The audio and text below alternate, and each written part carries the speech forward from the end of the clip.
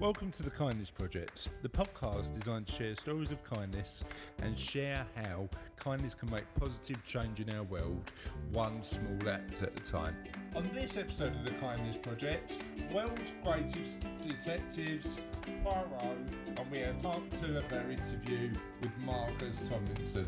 Welcome to the Kindness Project. Oh, that was very formidable, actually. I think the best word for that is formidable. I am joined by somebody who the youngest member of the Agatha Christie fan club. It's Charlotte Dames. You love a bit of Agatha Christie, don't you? Yeah, and I'm joined by the man who lives to grab opportunity by its tail. It's Chris Dames. Tao. I was struggling this morning. Yeah, I'm joined by a girl who can't think of any decent intros anymore. It's No. Charlotte Dames. After the first 50, I mean, we've been doing this. We've interviewed 30 odd people. We've been doing this and talking about positivity and quite a lot of nonsense. So this week, are we going to go straight into question of the podcast? Oh, let's do it. Yep. So this week, question of the week is: who is the world's greatest detective? Agatha Christie. No. Agatha Christie wasn't a detective, was she? Not Agatha Christie, Sherlock Holmes. Okay, Sherlock Holmes. So not an Agatha Christie, not Poirot, not Miss Marple. Poirot wasn't that clever. I like his character and I like the way Agatha Christie writes over the way that Conan Doyle writes. Also, the only Conan Doyle books I own are like huge flipping books. And they're whoppers. But Sherlock is still a better... Yeah, he's still a better detective. Right, okay. But I think Poirot's just a nicer person. Okay. Like, he's a decent human being, and Sherlock Holmes... Sherlock's a bit of a sociopath, isn't he? Yeah. So who would you pick? Who's the nicest detective and who's the best detective? I don't think Poirot is necessarily a nice detective. He's just a more decent human being than Sherlock. Okay.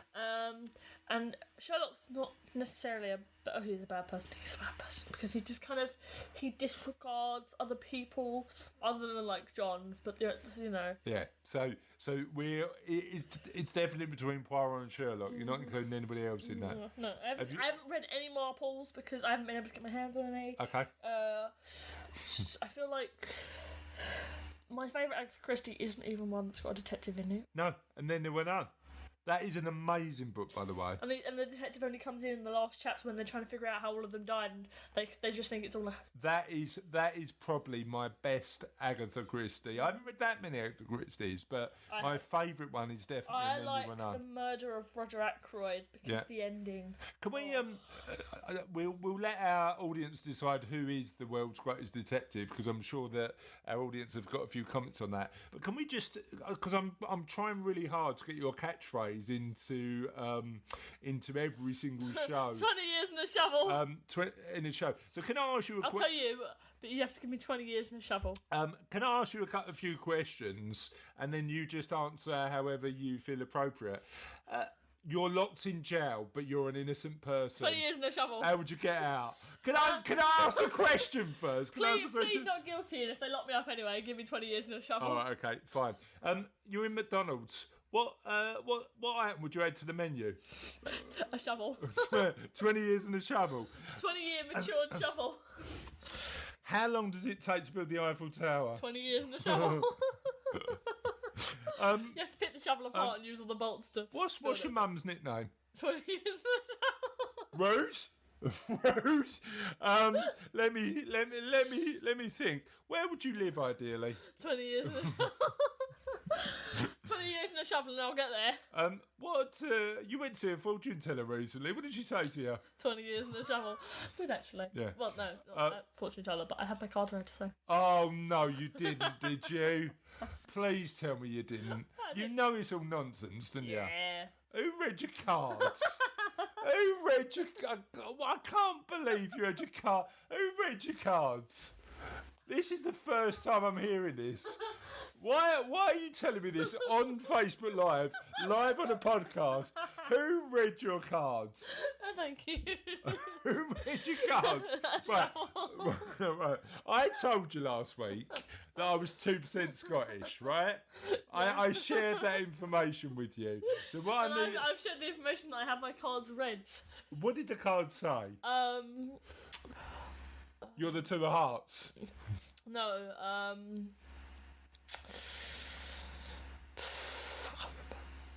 You don't want to tell me is what no, you're I saying. can't remember. Right. Who read your cards? Why? Was it somebody at school? Yeah. Was it another school 15-year-old who said, I tell you what, I'm going to tell you what your future is by banging out some cards. Was it a normal pack of playing cards or was it tarot? No, it was tarot cards. Tarot. Tarot cards. So what tarot cards did you get? I think there was some ones, some queen, and there was a queen. Some ones. She was just using a normal pack of cards. No, Yeah. Wands. I think Wands. you got a 5 of wands, I think. 5 of wands. Yeah, what does that tell you about your life? I don't know. Yeah. It was just a That is picture of all some men nonsense. carrying some sticks. Tarot. Honestly. Do you want to go and see a faith healer next or what? What other sort of... I'll just meditate and use face masks. They weren't the same. meditate and use faith.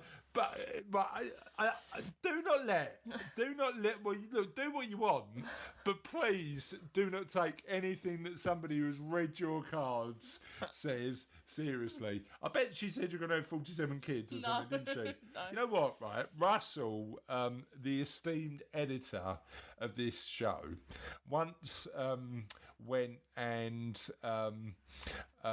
went to a fortune teller. Now, you know how I feel about fortune tellers. I'm a bit of an evidence guy, aren't I? I like evidence to be the base. I no disrespect to anybody who believes what they want to believe, but I like to see the evidence, okay?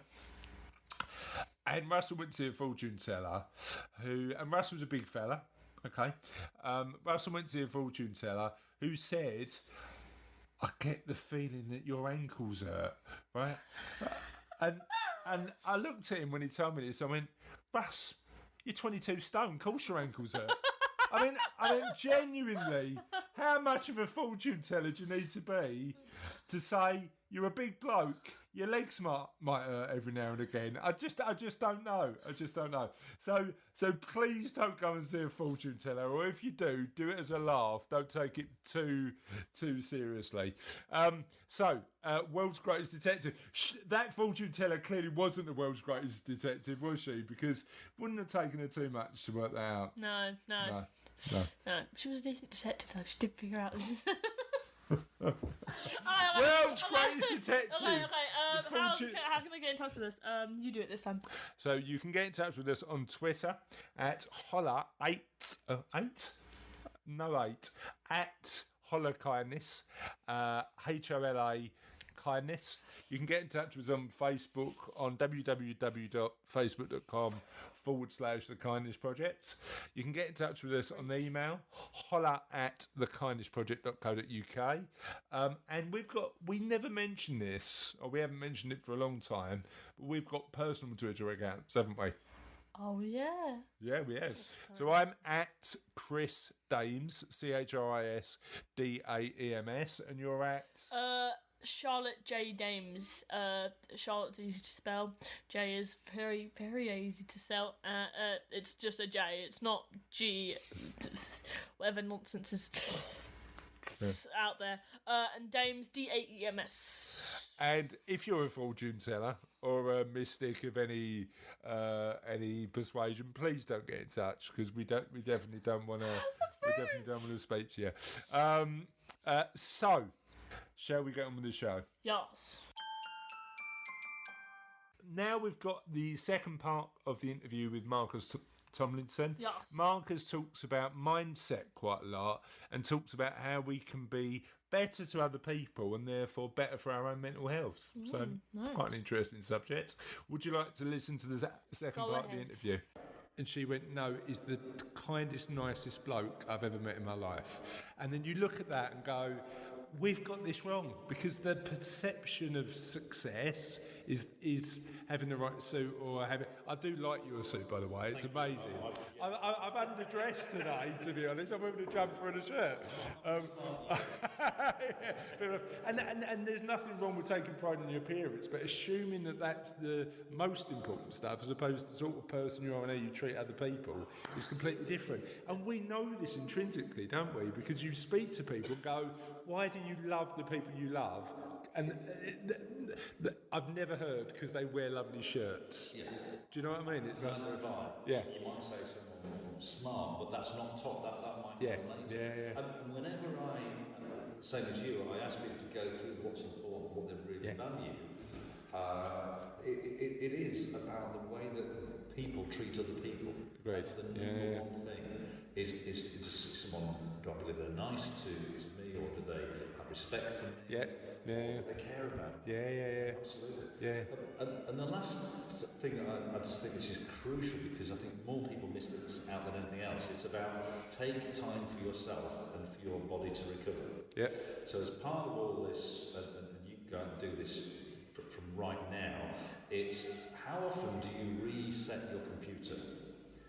So the analogy is that if you've got your laptop, your PC open, maybe even your phone, and you've got tons of applications and tabs and you're doing loads of things, what happens to it? It slows down, doesn't it? Yeah. And sometimes it slows down to such a point, you think, I'm going to have to turn this off, reset it. Yeah. Now, the human equivalent of that is meditation. It's going for a walk. Okay. It's just allowing the brain to just say, hang on a minute, I've got so many boxes and files open in here, I'm feeling overwhelmed. So just reset. Even if it's 10 minutes, 20 minutes, you can download loads of apps, you can download art stuff, there's tons of resource out there. The most important thing you can give yourself is a little bit of time each day to reset. And when, in terms of your habits, when do you do that? Is it first thing in the morning? Is it? The best times for most people are as soon as you've woken up, and before you go to bed, and a sneaky one mid-afternoon. Okay. The reality is most people can't find the time to do that, or choose not to. Yeah. I don't do it all the time myself. Yeah. I'm sure I do it more than most. And the reason those times you think, I've just had a night's sleep, I'm going to get up and then kind of do a bit of meditation. What's that about?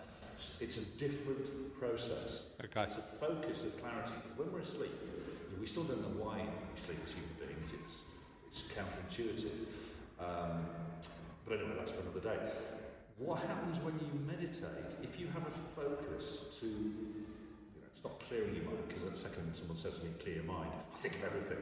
So we use guided meditation that takes you to a place that you feel calm, comfortable, and then you just maybe tense and relax, or you focus on something specific and just do some really good breathing exercises and take it all down. And if you do it once a day, brilliant. If you can't find 20 minutes in a day, you're talking nonsense. I'm sorry, but who you are, you can. You're just choosing not to. The amount that will give you, if you can do it 3 times a day, your health will change within 7 days. Okay. I've never had anyone who doesn't feel better in so many ways, because your brain gets cleared. It's like restarting your computer. It really is. And so morning, noon and night is ideal. If nothing else, do it at weekends. Make it part of your routine. So. No, I love that, and I'm a bit of a fan of Stoicism. So I read a book a few years ago called "The Obstacle Is the Way," which was an amazing book and changed my mindset on a lot of things and helped me understand that actually I can influence a lot of stuff. But the only things I can actually control is how I think, how I feel, and what I do. They're the only 3 things I've got power over. It's often easier to do that. It took me a long time to get that thought process in my own head and reminding myself every day. And I've got a little book of Stoic teachings that I read every now and again. I've got in my bag now, and I just pick up a little sort of Stoic saying every now and again just to remind me. But how can you help somebody influence and focus on what they can actually control and influence the most, as opposed to the stuff that most people worry about, which is the elements that they can't control. I think the most helpful thing is to run a little program that interjects, so it's almost like your virus, antivirus, anti-malware computer. I do a lot of computer analogies because it works for me. Yeah. And so the second something unhelpful starts to kick in, you'll get a little thing that pops up and says, whoa, this is dodgy. So if we start putting those in our brains as well, to first of all, take a step back, as you said, and say, if I can't control it, what's the point of me getting involved? If I'm not going to partake to change a thing, and we can talk about everything from the politics and the state of the nation to what somebody is how someone's treating me at home, is to just take that moment and say, how can I process this in a way which is helpful rather than unhelpful? Yeah. And so it's tied into the respond, don't react. Is this, someone's just said something to me, great one is, somebody cuts you up on the road. You're driving home, and our natural instinct is to, how dare you, that's outrageous, and then you maybe even get home or to the pub or wherever, and you'll never believe what this person did to me, and you're running this whole angst, and it's complete nonsense. The second, and I say that because I was the road rage was one of my biggest, worst things years ago. I'm really bad. So running the program says, hang on a minute, what are you doing? Just the second I've said it so many times, I've put this program in there, the second I still go to react to, whoa, what are you doing? This person doesn't know you exist. What's going on in their world? They absolutely they might be rushing to save a life, or they might just have the worst move. And just ease back a bit. And what is your anger, your engagement of something that's not really going to happen? Now, what are you going to do about it? Now, let's move that into everyday situations. First of all, don't buy newspapers. Agreed. Absolutely do not. I suggest anyone we work with, and just anyone in general, is newspapers are designed to wind you up.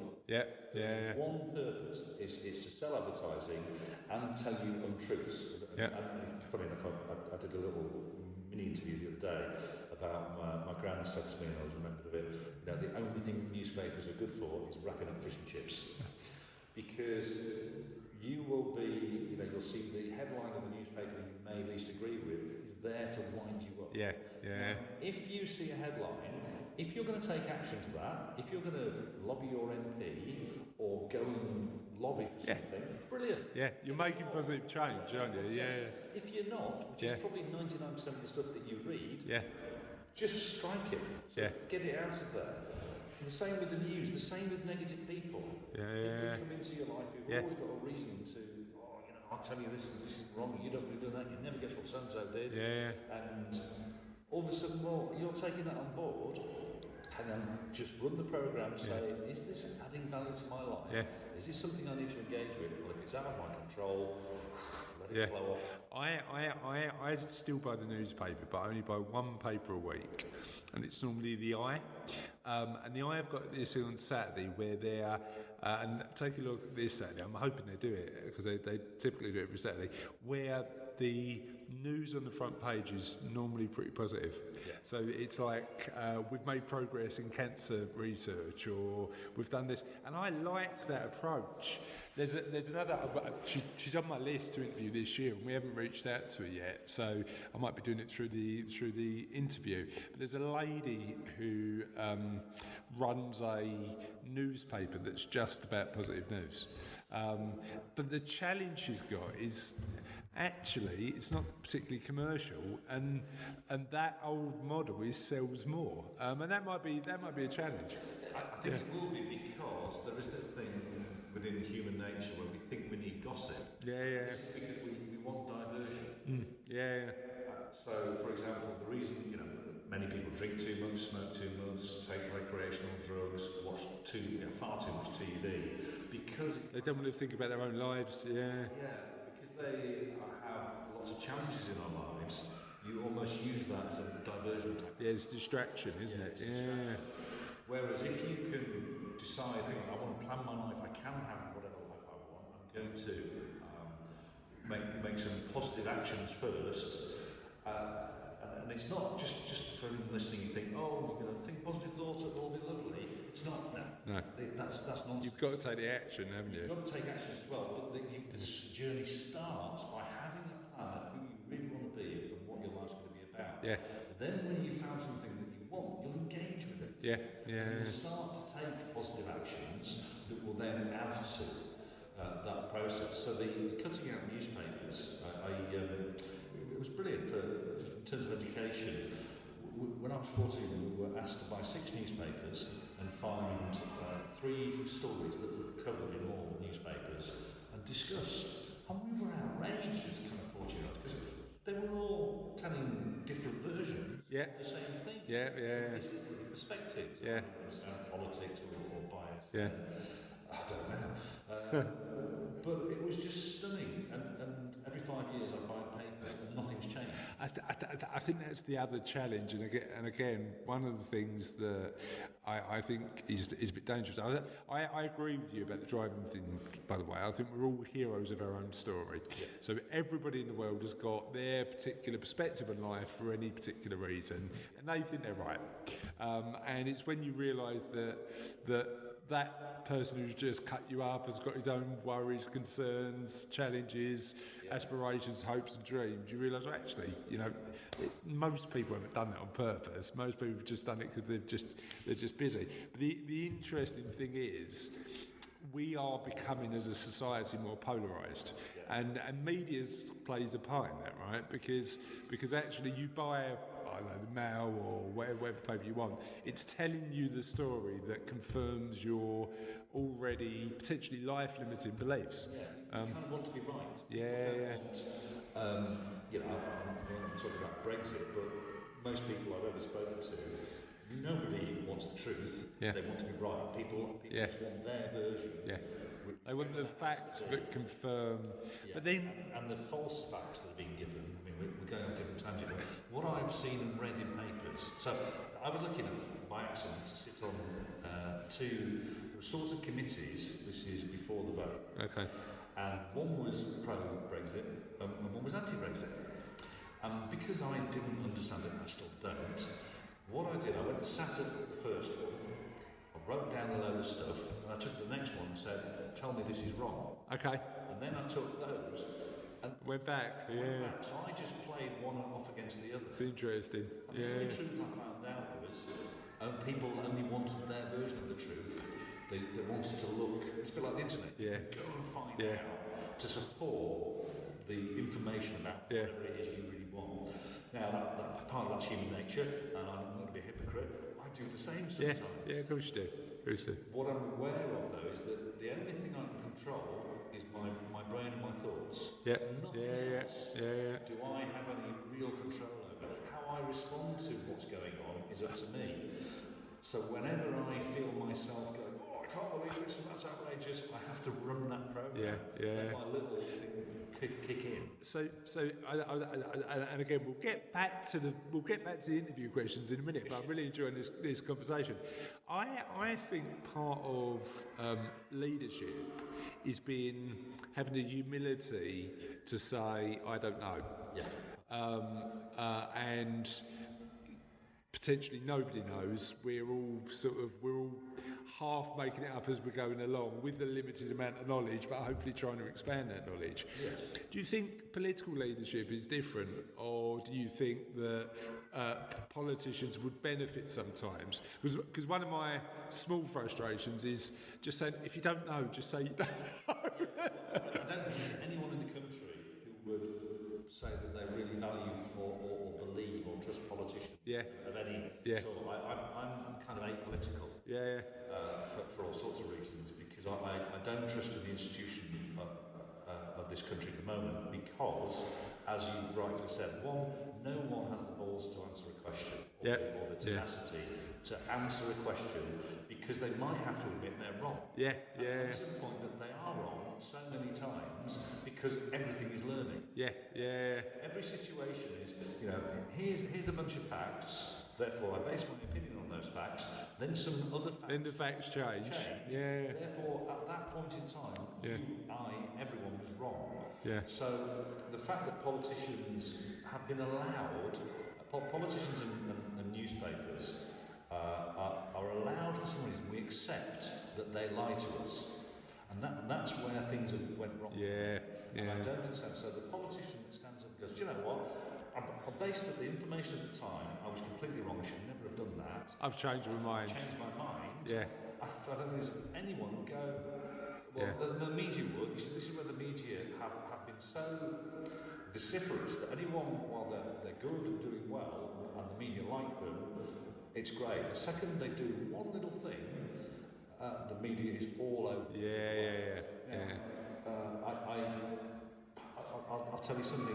This is how I changed my mind. Diane Abbott. I don't know much about her. I've seen her interviews, and my takeaway is, wow, this is a lady I struggle to have confidence in. She seems not to have the facts. She seems a little bit confused. Yeah. I'm not sure she represents the best of what I believe a politician should have. Okay. And then there's a load of information come up about what she's done in the last 30 years for politics. Huge amounts. Yeah. And I'm thinking, well, I didn't know about it. Yeah. I've not seen the good stuff. Yeah. I've not seen that, assuming it's all true. I've not verified it, but I'm reading stuff. So this is a classic example of someone who the media has portrayed. Most people would say this is a person who can't, who isn't, who shouldn't. When actually there's hundreds of more examples where they have, they can, and they should. Yeah. And it's that we make these snapshot decisions of why the media are allowed to lie time and time again. I don't know. I don't understand why. And more importantly, why do we accept it? Yeah. What do we sit back and go? That's it. It's an interesting one. One I haven't got the answer for. Might be a bit more complex to. It might be for another day. So you talked about the storyboard mindset. Yes. And how important the stories we tell ourselves, and what can we do to change those stories? I know you said immediately train it, but does that go through a process of change? Yeah. I think what's helpful is first of all decide what it is you want to be. Yeah. Work out kind of what winning's like, and whilst there might be a super end version of winning, what's the journey? Because the journey is as much if not more fun. Yeah, great. And progress, not perfection, right? Yeah. Absolutely. And who you were at 15 is not often who you are at 20, 25, 30. It never stops. Yeah. So it's always a changing feast, and a changing motivation and way of being. But if you have a story that's negative, that is telling you why you can't, why you shouldn't, why you're not able, then change it, rewrite it. Yeah. So the first stage of that is saying, well, hang on, what do I want it to look like? And what's fascinating is whenever I do coaching and ask people to tell me what was good about the thing, they'll invariably give me one or two good points, and then instantly, without being asked, to negatives. Yeah. And that's because we are fundamentally programmed, as we said earlier, to look at the fear. What can go wrong? We've done a little thing in our business that works really well. We call it wins of the week. So Brooke from my office has got to go round to all of our team, and no negativity. Just tell me what went well last week, and then when we get to the end of the month, the first thing we talk about at our team meeting is all of the. And it might be tiny steps, it might be big steps, but all of the positive steps we've taken that month, and it changes the framework of the meeting because it turns into something a bit more constructive because we're focused on that positivity that's occurred within that last month. It's a pretty good way of starting a day. It's fabulous. It's focusing. I get people to write out a list of achievements that they're proud of. Yeah. And that varies. It can be, I got up this morning. Basic, you're coming through some really challenging, so someone who's been an alcoholic or a drug user who, spends 24 hours without having a drink. Yeah. Or a mum who's struggling to get her children to school on time because she's so tired from working hard the previous day. then the win is a week of getting to school on time. Yeah. And then writing that down as achievement, It's progress, isn't it? Progress. Yeah. Now there might be life achievements, so focusing on the things that are the wins, and then remembering how you felt at those times, and making that part of your new story. Yeah. At the other end of the scale, and for most of us, it's really hard to get this. There's a guy who I met who was failing because he was earning under £2 million a year. Right. Now, most of you go, I'd love to have his challenge, and that's the way to think about it. Yeah. Absolutely. Yeah. Challenge. But the reason because he'd been earning quite a bit more than that, his peer group and what he was doing were all kind of earning about that. Yeah. He dropped below it, and I can promise you, his angst, his feeling of low self-esteem was as equally genuine as somebody who's not completing their tasks on time in an everyday job. Yeah. It was as powerful as important to that person. And that's kind of the upscaling, the journey. I say to some people, let's create some tax problems. Let's create the fact that you're paying far too much tax. Let's create the fact that you are, people are telling you you're wonderful too often the time, you're getting really embarrassed about it. So it doesn't matter where you are on that scale. It's acknowledging the wins, and if you're not certain of what's happening next, write that story. It's funny you should say that, because we got our corporation tax and income tax bill through in December, so we paid by the end of the year. And Cassie just looked at it, looked up and went, "Can we not bother next year?" I don't think the HMRC are going to have some of that, but it'd be quite nice just to go, "Yeah, we've opted out this year. We're homeschooling the kids. I'm not going to get ill." I said, "No, darling, I don't think we're going to be doing that." So help me, tell me a bit of a story about where you've worked with somebody and the progress they've made by being a bit kinder to themselves. It's funny when you kind of shared this question with me a while ago. Which ones do I take? Yeah. I've tried to pick 2 or 3 which are some of the most helpful. The first one is a lady, I'm going to call her Hattie Jakes. Okay. Are you going to use carry-on pseudonyms for everybody? Oh, that's a shame. I was looking for Charles Hawtrey to come up next. The reason I've done that, the reason I'm using the name is because I haven't had a chance to get in touch with her. Yeah. But she was a very voluptuous, very, very lady with a lot of presence. Yeah. And did remind me in some ways of Hattie Jakes. And how we met was somebody said she was not happy in a job. Okay. Fed up with that teeth. Everything was wrong with it. Somebody had introduced me to me before I was going to give a little talk. And she said, "Apparently you can sort me out. I'm sick of my work, my job, and get me a whole list of things. Tell me what to do." I said, "Well, hang on a minute." Yeah. I said, I'm not a counsellor or anything like that, but I've got this to do, but I'll give you a minute to tell me your situation. Yeah. Well, I hate it at work, they're unhelpful, I don't like my office, I don't like my job, I'm completely demotivated, there's nothing about anything that's going on I like. I thought, right, okay, let's solve that in 10 seconds. Yeah. How long have we got? 2 minutes? Anyway, I said, okay, well, let's talk to me about it. There's nothing you like about your job at all. Okay, first thing first, do you get paid? Yes, I get paid. Do you like getting paid? Yeah, I like getting paid. You paid well, poorly, badly? Actually, I'm quite Not bad. Yeah. I'm probably on above average. I said, well, number one, you get positive. paid well. Yeah. So look at that. So what about the holidays? Do you get they work you all the time, never have holidays, or you get holidays? I get really good holidays. I actually get a week more than most of my friends. Okay. I went, okay, that's number 2. I said, well, what about where you work, the environment you're working in? Is it nice? Is it awful? Is it dingy? She said, oh, no, it's really quite lovely. I've got plants in the office, I've got this, that, Yeah. I said, well, that's 3 things. I said, hang on a minute, grab a bit of paper, start making a list, and about everything you don't like, but everything you do like, and change it round. See how you get on, give me a call. Now, I had to be at this place again, and it was about 4 weeks went by, and I was about to give another talk. She came bounding up to me and said, Marcus. I said, what? She said, well, I did what you said, and you'll never believe how much everyone at work has changed. Oh, I love it. I kind of linked this theory from something I heard on this very subject. Yeah. And she said, that was brilliant. She said that everyone's been everything so much nicer. It's perception, isn't it? Yeah. 100% perception.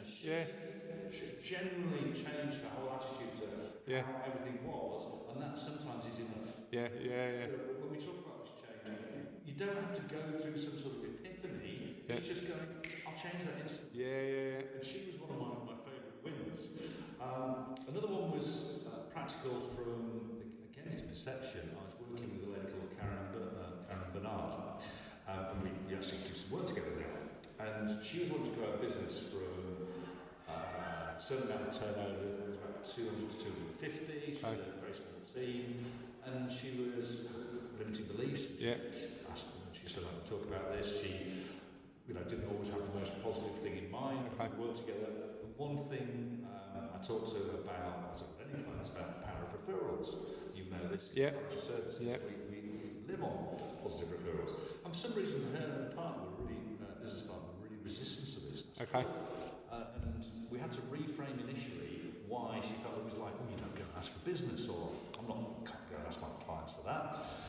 Anyway, for every week I'd say to her, this is powerful, so I tried to reframe it for her and put it away. And after about a month, eventually I found the key to her at least trying it.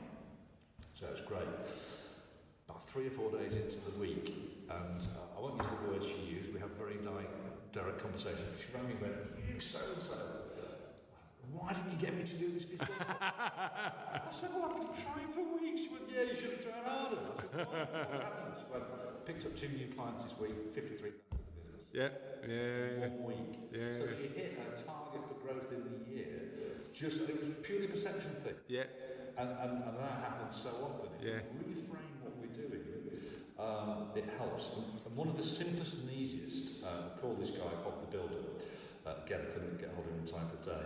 There was last year. It was unusual for me to work with trades, and I worked with only worked with 3 builders. And this guy was a bit negative. He was known when they'd meet up in the cafe or wherever it was. To have a bit of a moan. Yeah. No, people do. Problem shared is a problem halved and all that. It's not true, but that's for another day. Anyway, so we talked about how he could reframe that, how would he like to be, what would he want to be and look like. He said, well, how long do I have to wait to do this? Now. From this next second. There was you don't have to go through any hoops or do it. If you choose to look at all the positive stuff and portray yourself out as positive. And a couple of the guys who referred him to me, I've seen them about 3 or 4 weeks later, they go, what have you done to him? He's a different bloke. He's Mr. Positive. He's doing lectures on positivity. Okay. They were exaggerating, but that was the thing. And he just said, well, okay, I'll be that. I'll do that. It's great. Now, here's the thing. You might not initially stay at all of those states, but you keep on doing it. You keep revisiting. You keep repeating it. And then you get back, so you become this new version. Gotcha. And so hopefully that's helpful. We that's great to make change. And a lot of the people we talk to, there's a great book by a guy called Dr. David Hamilton, who we've spoken on the podcast before, and is well known in the UK as Dr. Kindness. And his argument is by being kinder to other people, you're being kinder to yourself. So kindness is super selfish because by helping people other out and by finding ways to work together, actually we are conditioned to, as a society, work together, and therefore being good to other people is being good to yourself. What are your thoughts around that? Massively so. Yeah. I think have a balance, because some people spend so much time being good to other people they forget themselves. Yeah, agreed with that. So, this is not about being selfish, it's about look after yourself first. Yeah. Be healthy, be kind to yourself, be wonderful for yourself. Then you've got the energy. Yeah, agreed. To then agreed. share it. I mean, one of the things Charlotte and I talk about is, the advice they give you on planes, where they say put your gas mask on first, because then you've got the ability to help other people. Yeah. So make that the first part of helping other people, because if you're not there for other people who you need to help or want to help, then the wheel's completely. Yeah. So then when you've done that, we touched on this at the beginning. The material gifts in life can be fun and entertaining and wonderful to have as part of you, and that's okay. However, what really for most people, makes us sing and feel that we've made a difference is when people say, thank you. Yeah. You helped me change, or you did that for me. Thank you for being there for me. And that can be just listening. Yeah. Just when somebody has a need or help, or saying, look, I don't even started with, I don't know how I can help. Yeah. Tell me, what can I do? Yeah. Or stopping when you see someone in distress. Yeah. Just taking a moment to share some kind words that someone actually thinks something of them. Yeah, right. When your partner is really angry, or your children are really angry. There's a great book I read called The 60-Minute Father. And there's a 60-Minute Mother, and there's a 60-Minute everything.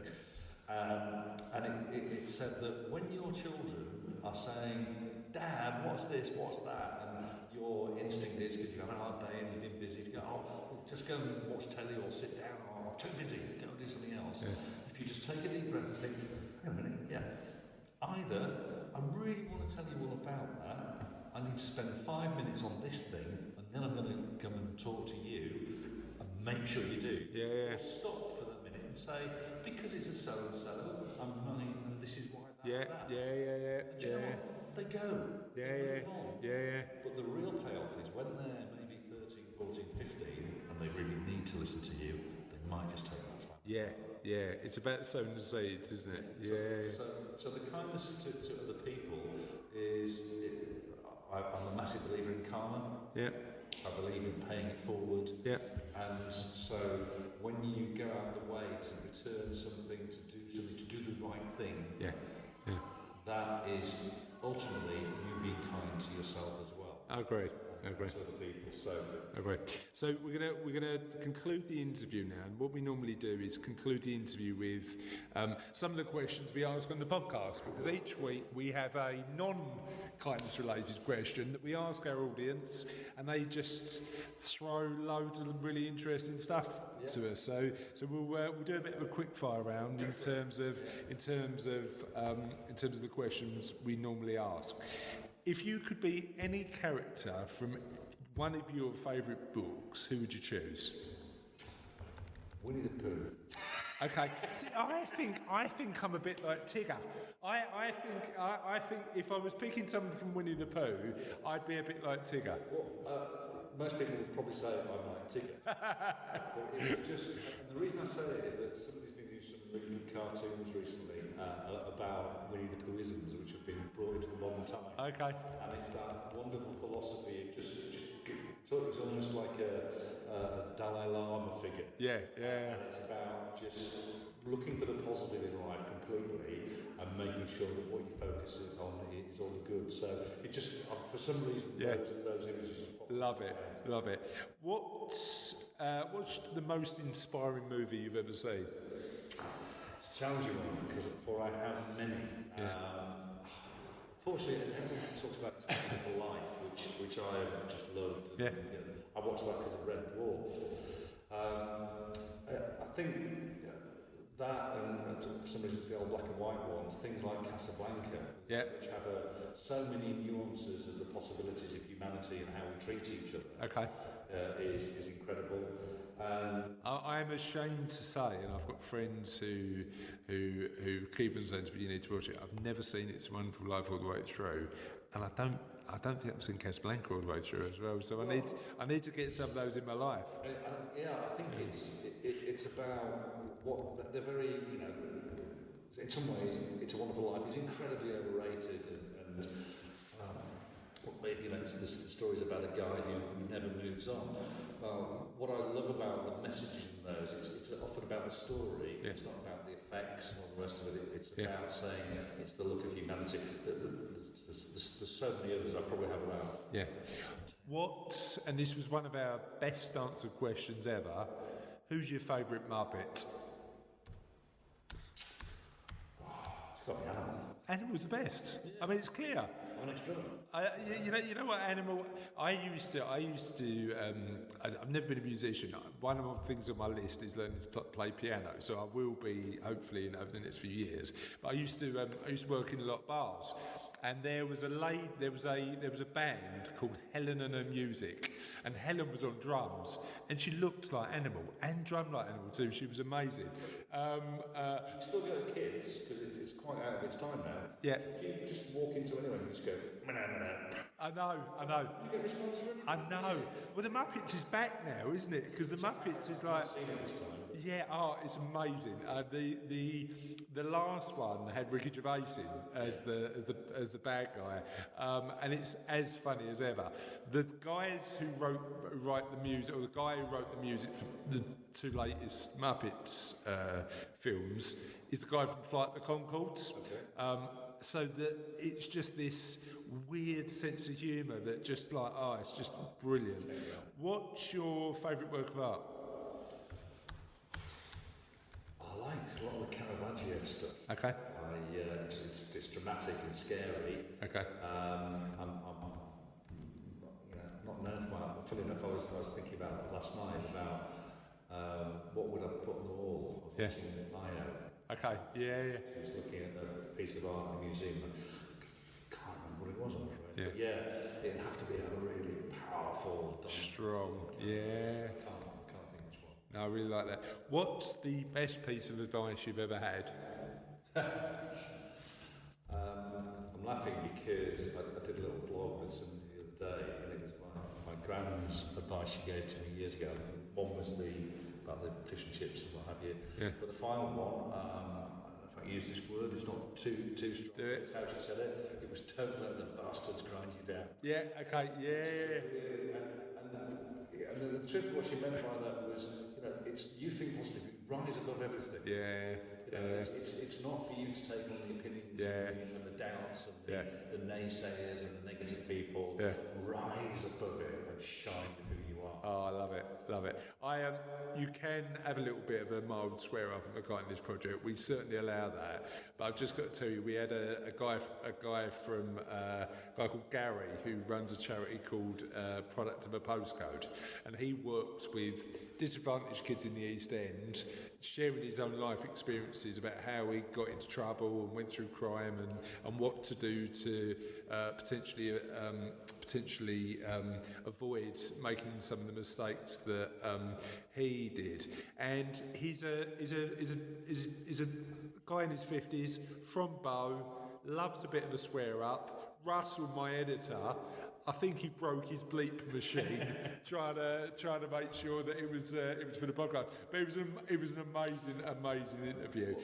And just on that, I was watching somebody showed me a video yesterday about a guy called Gary Vaynerchuk, who's a big sort of inspirational guy in the States. I'm just looking at him, and he swears like a trooper. He does. Yeah, he loves a swear. That is who I am. Yeah, it's authentic, isn't it? All of those are, and sometimes you kind of want to. And you think, well, if that's how you are and how most of us are.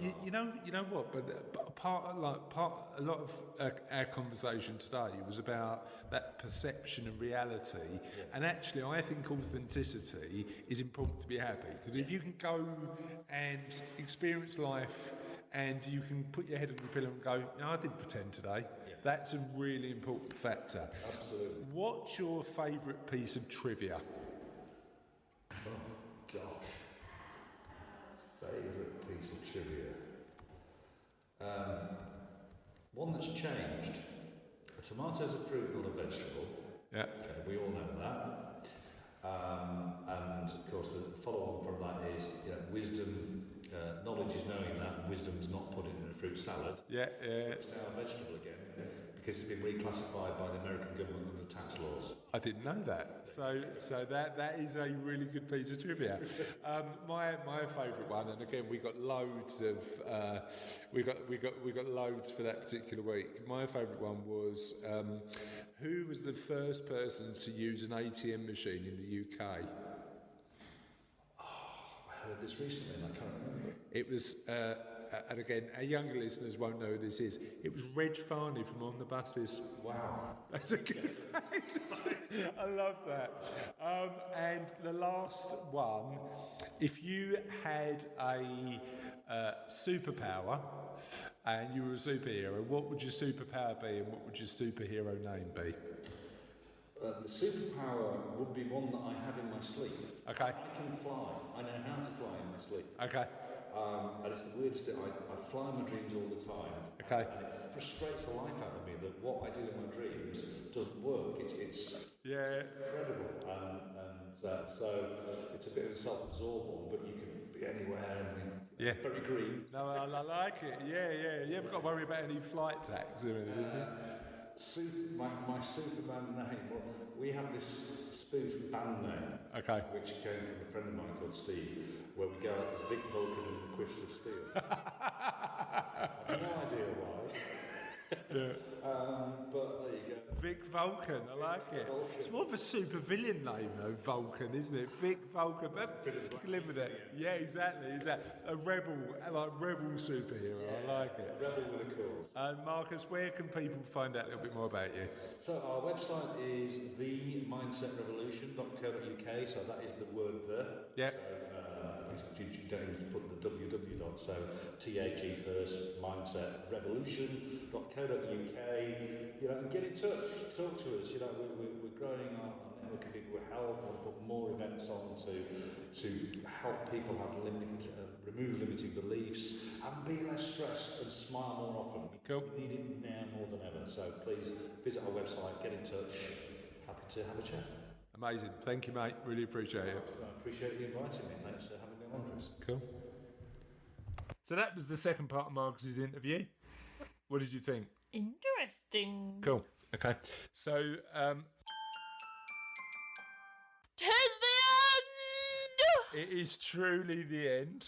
And last week's question of the podcast was, if you had the chance to dress up as someone on World Book Day, who would you be? Now, Sophie, your sister and my daughter, did get the chance to dress up on World Book Day, didn't she? Yes, she was the Cat in the Hat. She was the Cat in the Hat. And I wouldn't mind dressing up as the Cat in the Hat. I think the Cat in the Hat is a very good thing to dress up as. But we had a few answers. Mike Christie, who actually dressed up as the Cat in the Hat for World Book Day, didn't want to dress up as the Cat in the Hat. Apparently, he wanted to dress up as Jesus. What book was he in? Oh, yeah. The Bible! Was he in a book, Jesus? Was he in a book? Oh, yeah, it was the Bible. It was the Bible, yeah. It was a decent Next, be film. telling me you want to dress up as God. He was a good bloke, Jesus. Mike dressed up as Jesus because he needs a miracle in his life, apparently. I wouldn't mind some of Jesus's miracles. Turning water into wine would be a good one. Couldn't do it backwards. Turn wine into water. Yeah. Don't think it's cost effective, that one, to be honest. I'm pretty sure by the bottle, wine is more expensive than water. So turning wine into water probably wouldn't be something that I'd want to do. That's a shame. Walking on water, amazing. Okay, Do okay. that. Where's Wally? Oh, that's Sam Wybrow. Sam Wybrow. You've just said, where's Wally? Sam Wybrow would like to dress up as Where's Wally, so I could hide away. Now, this is the confusing thing about Where's Wally. You and I have dressed up as Where's Wally because we did that charity run where there was 100 Where's Wallies running through Victoria Park in Hackney. Do you remember that? I don't remember that. But what's always confused me about Where's Wally is I know that Wally's difficult to find in the books, but typically a bloke in a red and white stripy jumper, a bobble hat, red and white, and glasses wouldn't be that difficult to find, would he? Bright blue jeans. Exactly. He could have picked, if he wanted to be really inconspicuous, he should have picked a better outfit. He should have just picked a grey hoodie and some nice black jeans. Yeah. Maybe that's the modern day version of Where's Wally. Where's Wally? Where's who? Where's Wally? Wally, I said. Wally. Lorraine Ann said, Peter Pan. I could fly away. One day I'll fly away. Hayley Ball said, Mr. Tickle. That'd be great. I'd love to be Mr. Tickle. Wouldn't you? Not for dressing up as World Book Day just in real life, because I could then do that quite a lot. That is the weirdest reaction to a tickle I've ever seen. John Cook said Lord Asriel from His Dark Materials. Haven't read that one yet. Don't tell me who that is. I haven't read that one yet. With Sparky dressed as my snow leopard, or Crowley from Good Omens, and then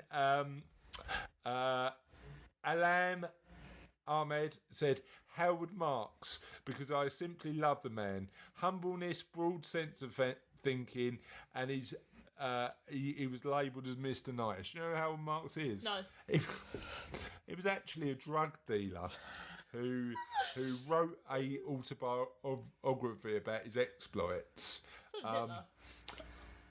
He did. He didn't really write an autobiography, darling. He wrote like a manifesto, didn't he? So is that how we're going to end this episode of the Kindness Project? Yeah, can we end it not on Hitler, but on your new catchphrase? 20 years in the shovel. And Hitler get out of jail 9 months. Yeah, 20. How did he look out of jail? 20 years in the shovel. No, he got his sentence reduced from 15 years to 9 Is months. this the History Project or the Kindness Project? So, actually, let's end the show in this way, because I can't end it talking about Hitler. So let's end the show. Let's end the show. What's the kindest thing you've seen or done this week? It's been a long, hard week. You know what the solution to that is? 20 years in the the shovel. Bury myself in a hole. No, I tell you one. The thing that's been the kindest thing this week for me. I got to interview a guy from St Francis Hospice, a bloke called Andy, and we're going to have the interview on the Kindness Project coming up. Just a heads up, it's a tearjerker. He actually made me cry with some of the stories. The work they do at St Francis Hospice is incredible. It's absolutely incredible. So what's the kindest thing you've seen this week? I don't know. Okay, next week, can you have something to come with that's a bit kind? I'll try. Thanks. On that note, listeners and Facebook Livers, we'll see you next time.